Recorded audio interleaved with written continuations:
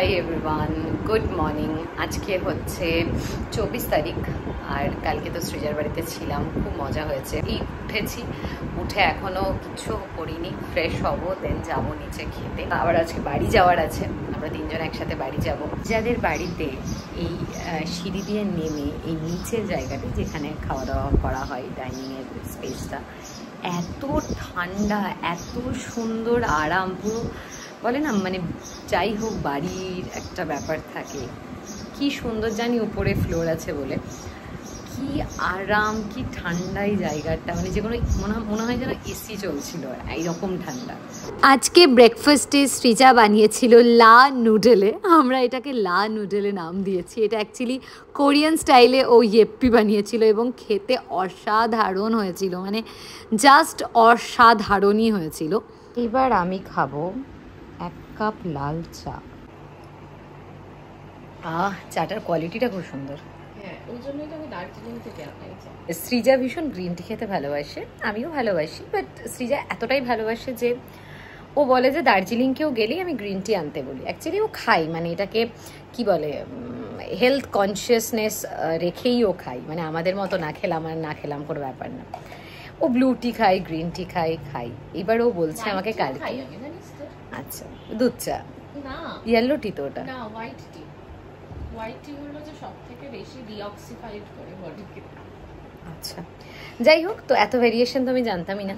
কিন্তু এবার সৃজা কালকে আমাকে বলেছে যে কেউ দার্জিলিং গেলেই তাকে দিয়ে আমি গ্রিন টি আনতে বলি। মধু গেল, তাকে বললাম, আরও ওর বন্ধু বান্ধব। আমি বললাম তুই হোয়াটসঅ্যাপের অ্যাবাউটে লিখে রাখ, কারণ বাঙালিরা কেউ না কেউ প্রতি মাসেই দার্জিলিং যাচ্ছে। যখনই কেউ দার্জিলিং যাবে আমার জন্য গ্রিন টি আনবে। যার ভাই মানে ভাইয়া, আচ্ছা আমিও তৃষা সেন, ও সৃঞ্জয় সেন। ও কি অপূর্ব, মানে কি বলবো, ডিজিটাল আর্ট করে, ডুডল অ্যান্ড এভরিথিং, এগুলো সব ওর করা। ও ক্লাস 12-এ পড়ে, মানে 12 পাস আউট। জাস্ট অসাধারণ। এটা দেখো কি অপূর্ব, মানে ইভেন ও ফোনে নিজে মানে আঙুল দিয়ে যেটা হয়, মানে এমনও না যে বিশাল কিছু গ্যাজেট ইউজ করে। কি অপূর্ব কাজ ওর। এটা ও সৃজাকে এঁকেছে, 1 মিনিট দেখায়। এই যে এটাও সৃজাকে করেছে, মানে এঁকেছে। কি অসাধারণ, অসাধারণ। আমি ওর পেজের এই কি বলে এটাকে, লিঙ্কটা তোমাদেরকে দেব, তোমরা প্লিজ গিয়ে দেখে এসো। ছেলেটা এত ভালো কাজ করে। আজকে আমি ফার্স্ট লিচু খেলাম এই সিজনে। এখানে সৃজা খাবার বাড়ছে, আমি বসে আছি।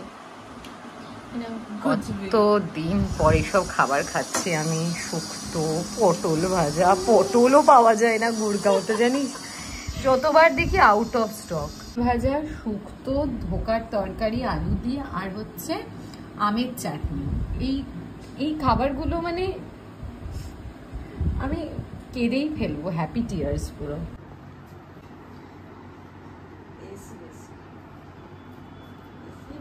এখানে কাজ করছে, আমার দেখে কি ভালো লাগছে। এই সৃজা কতটুকু ছিল চোখের সামনে, বড় হয়ে গেল। কি যখন মাধ্যমিকের রেজাল্ট বেরোয় তখন নিজের মাধ্যমিক হয়ে গেলে অন্যের রেজাল্ট দেখতে মজা লাগে, ঠিক সেরকম নিজের ছুটিতে অন্যকে কাজ করতে দেখতে মজা লাগে। এটা এঁকেছে, কি অসাধারণ, মানে ছেলেটার হাতে মানে পেন্সিলের স্কেচটাও এত সুন্দর, অসাধারণ এঁকেছে, অসাধারণ। আমরা বেরিয়ে গেছি, জোরে গান বাজছে তাই শুনতে পাওয়া যাচ্ছে না। মধুশ্রী ওয়েট করবে শিয়ালদাতে, কারণ ও এখন বেস মেকআপ করছে, তো আসতে একটু টাইম লাগবে। না, কারণ ও অন্য দিক থেকে আসছে। হ্যাঁ, ও আসছে টালিগঞ্জ থেকে। গিয়েছি ফার্স্ট টাইম, আবার তিনজনে মিলে একসাথে যাচ্ছি। ফার্স্ট টাইম, সেকেন্ড টাইম 2015 গেছিলাম। হ্যাঁ একসাথে, রাইট। এরপরে যতবারই গেছিস, তোরা গিয়েছিস, আমি ওখানে ছিলাম, একসাথে যাচ্ছি আবার। So excited. মধু কখন থেকে আসছে, আর আস্তে আস্তে ও লেট হবে, আমি পুরো টেনশনে ঘামতে শুরু করেছি। যাক, ও শিয়ালদা পৌঁছে গেছে, 6:05 বাজে।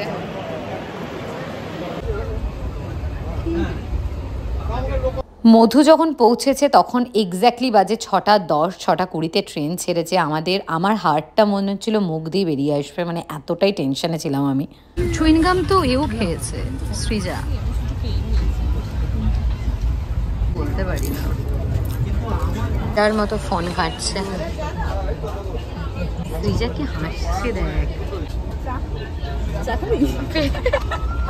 আমরা তিনজন একসাথে থাকলে গল্প কম হয় আর ইয়ার্কি, ফাজলামি, হাসি ঠাট্টা এগুলোই বেশি হয়। মধু মোটামুটি উঠে লেবু চা, দুধ চা, তারপরে তার সাথে ঝালমুড়ি, চিপস এগুলো একটা একটা করে ক্রেভিং হচ্ছিল এবং সেটা কন্টিনিউসলিও খুঁজে যাচ্ছিল। আমরা গল্প করছিলাম, সবার জুতোর সাথে কি সিমিলারিটি আছে সেগুলো দেখছিলাম। পাশের লোকগুলো পাগল ভাবছিল কিনা জানি না, হয়তো ইগনোর করে গেছে, কিন্তু তারপরে আমরা কন্টিনিউয়াসলি করে গেছি মজা। আর তারপরে দুধ চা খেয়েছি অ্যান্ড ফাইনালি মধুর ফেভারিট ঝালমুড়ি পাওয়া গেছে। মানে ও উঠে থেকে বলছিল ঝালমুড়ি খাবো, ঝালমুড়ি খাওয়া হয়ে গেল, তারপরে ও লেবু চার ক্রেভিং উঠেছিল, সেটাও পাওয়া গিয়েছিল। যাই হোক, লেবু চা ছিল না, বাট লাল চা ছিল।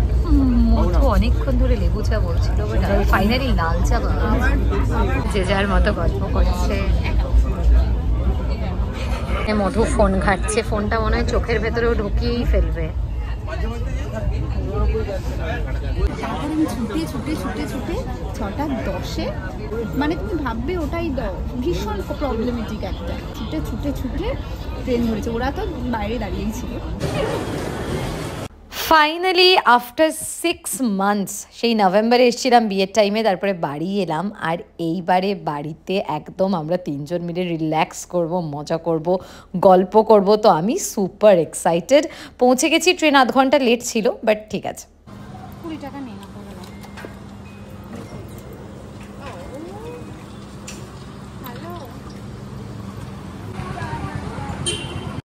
বাড়ি ফিরে কি ভালো লাগে।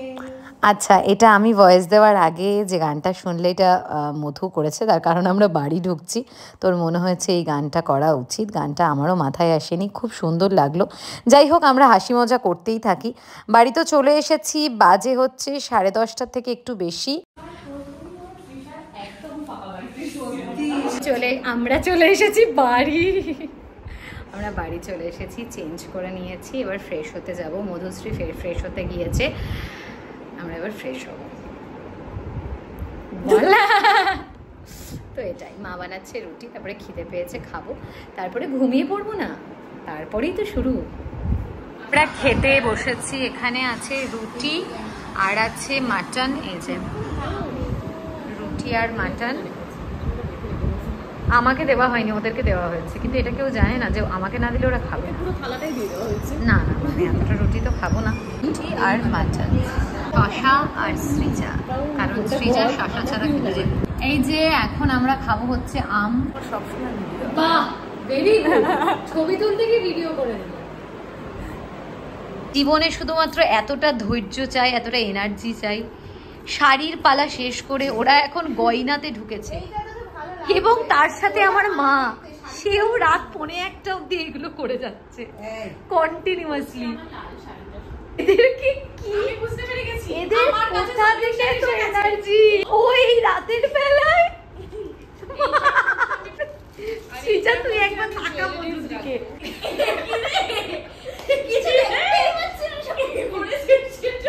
আমি কিছু দেখতেই পাচ্ছি না। খাওয়া তো কমপ্লিট হয়ে গেছে। আজকের